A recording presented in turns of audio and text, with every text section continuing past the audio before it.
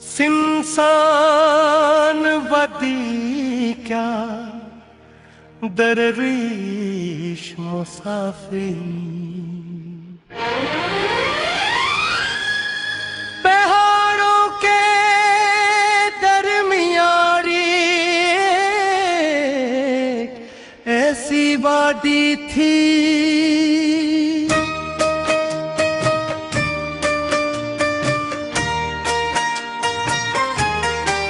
जहाँ वक्त जैसे तुहर सा गया हर तरफ राई बहते हुए चश्मे और हवा में जंगली फूलों की खुशबू फैली रहती थी।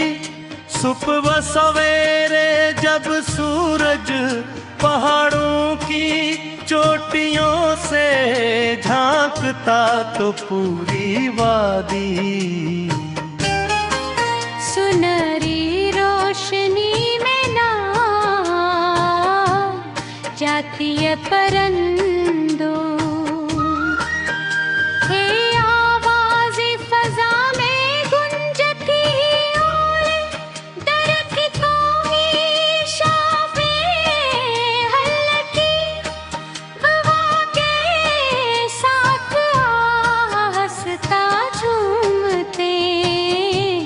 जैसे कोई खामोश दुआ जारी हो। उसी वादी के किनारे पर एक छोटी सी झोपड़ी थी जहां एक दरवीश सिफत बुढ़ा शख्स रहता था जिसे लोग बाबा शफक कहते थे।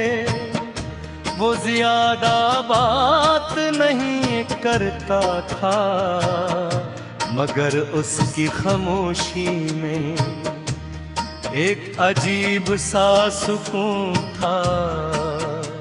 वो हर रोज सुबह उठकर वादी के रास्तों पर चलता खुश्क पत्ते हटाता चश्मों के किनारे सफाई करता और गिरे हुए पत्थरों को रास्ते से हटा देता ना कि किसी मुसाफिर को। एक दिन में भी इस वादी में पहुंचा हवा में उनके की और आसमान पर बादल आहिस्ता आहिस्ता तीर रहे थे। मैंने बाबा शफीक को सलाम किया। उन्होंने सर हिला कर जवाब दिया और मुझे अपने साथ चलने का इशारा किया। हम दोनों एक तंग पगडंडी पर चलने लगे। कुछ देर खामोशी रही, सिर्फ पानी की आवाज सुनाई देती थी। और मैंने पूछा बाबा आप इस इंसान वादी में अकेले क्यों रहते हैं? इन्होंने आसमान की तरफ देखते हुए कहा अकेला वो नहीं होता जो तन्हा हो, अकेला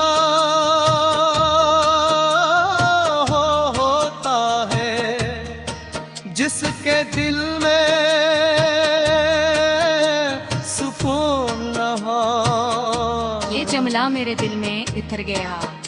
इसी दौरान हमें एक जख्मी किता नजर आया जो एक पत्थर के पास पड़ा था। उसकी टांग से खून बह रहा था और वो उठ नहीं पा रहा था।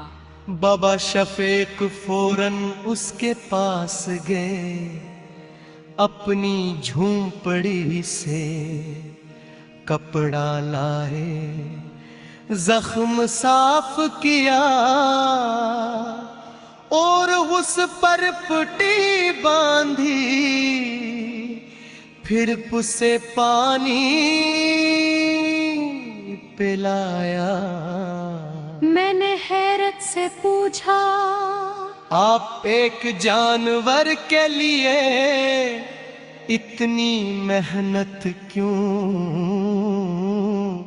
करते हैं? आप बोले, दर्द की कोई ज़बान नहीं होती, मगर तुझसे समझने वाला दिल होना चाहिए। दोपहर के वक्त हमें चश्मे के किनारे टेक गए।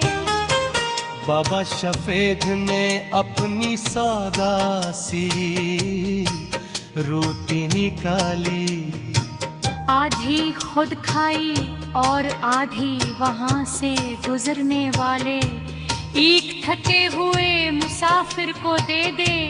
मुसाफिर ने शुक्रिया अदा किया तो वो मुस्कुरा कर बोले, जो चीज बांट दी जाए वो खत्म नहीं होती बल्कि बढ़ जाते हैं। शाम ढलने, पहाड़ों के पीछे सूरज छुपने लगा,